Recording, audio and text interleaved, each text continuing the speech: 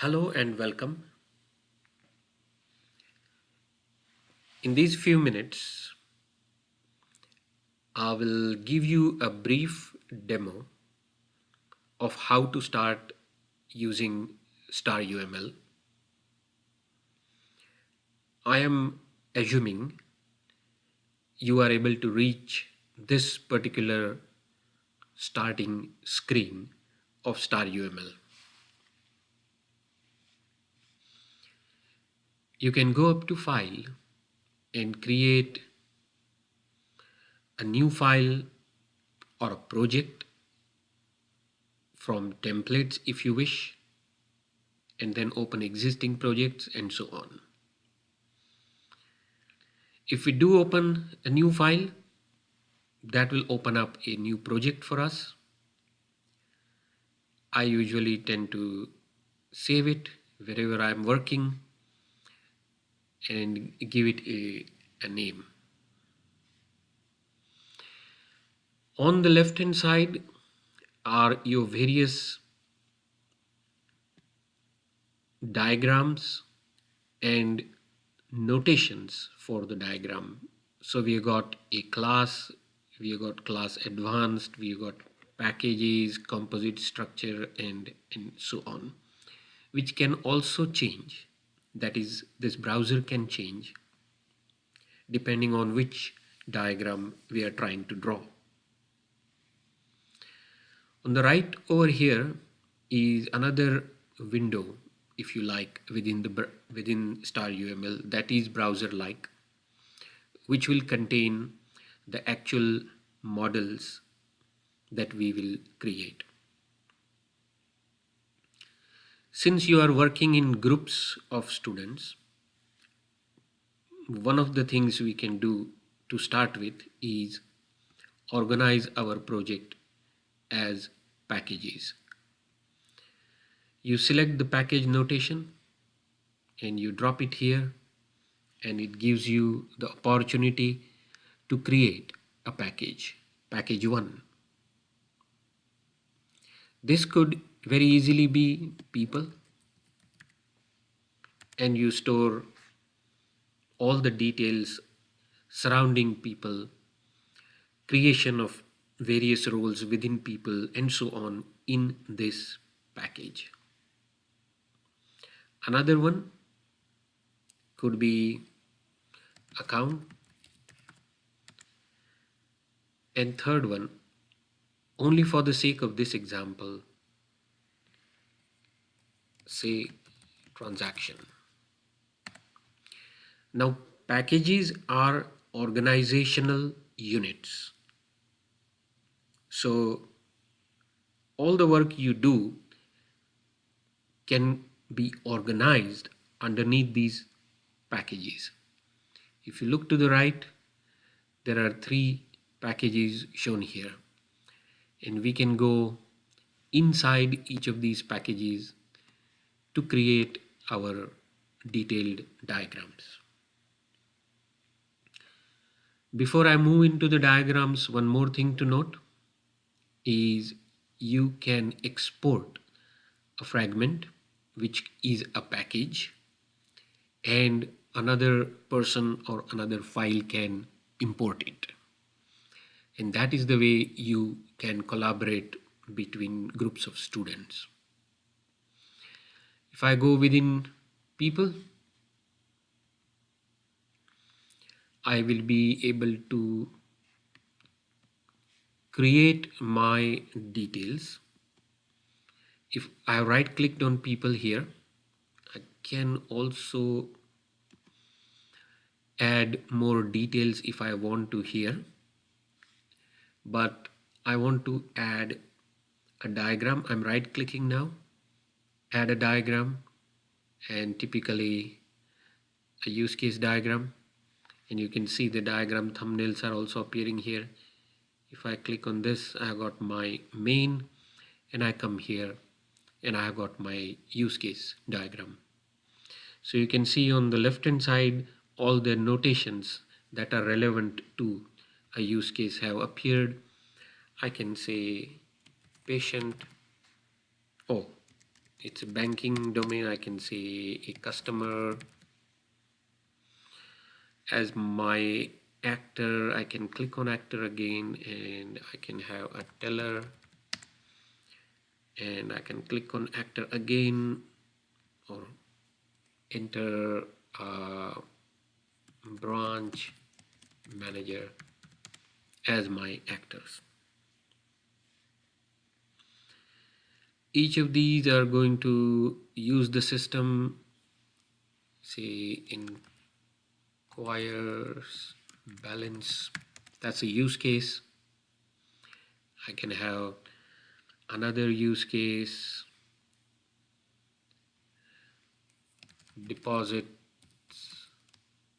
cash, and so on. I can then relate these use cases through the association relationship from here to here, and I can also describe, provide more annotation.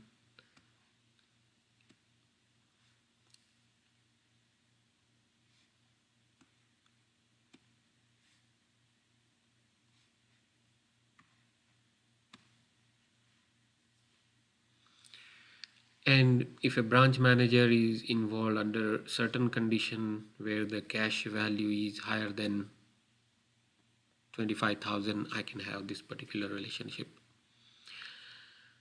So you can explore use case diagramming, and you can try out various relationships like include and extend as well. Let's look at drawing another diagram over here, class diagram. Now you can see the thumbnails are easily letting me go from one diagram to the other, and I have got my class over here, and I will have a customer class.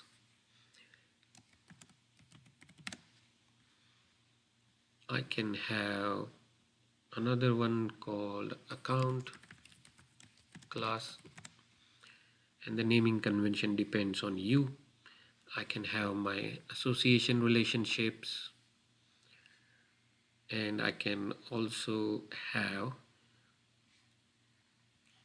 a person class over here, which is different to the package, and I can have my generalization, which is inheritance relationship.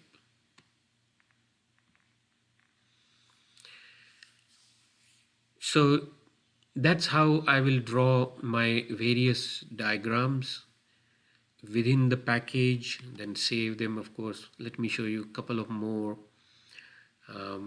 diagrams. Let's have a look at a activity diagram, and you can see that an activity diagram has a starting point, then it has an activity, identify customer, and then it will have control flow, and you can keep drawing till you reach the final stage, and then you can specify account type as just another activity.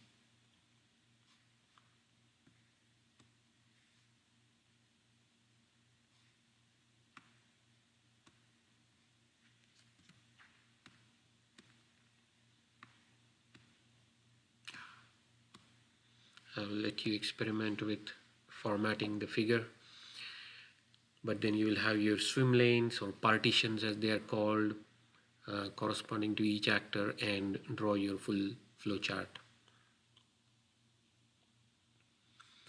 You can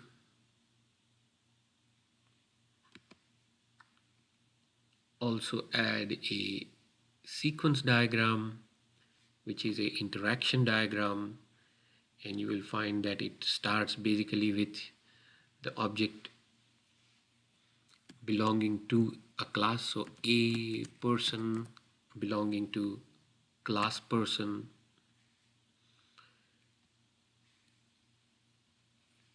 a account belonging to class account, and the message going from the timeline of a person to the timeline of account saying get balance.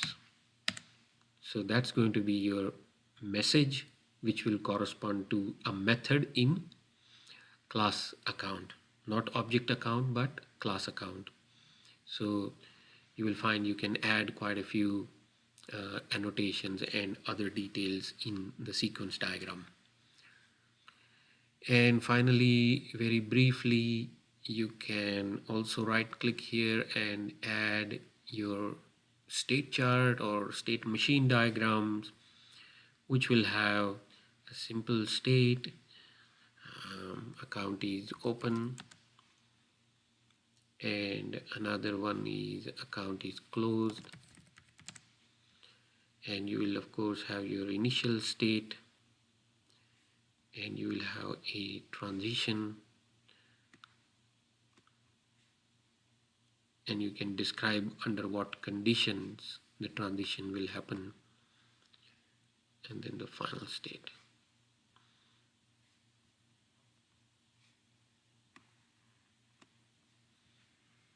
And you can beautify the diagram. So I've shown you the 5 key diagrams that I have also put in the video, and I hope you can get started. By no means this is sufficient to make you an expert in star UML, but I'm hoping it is enough to get you started.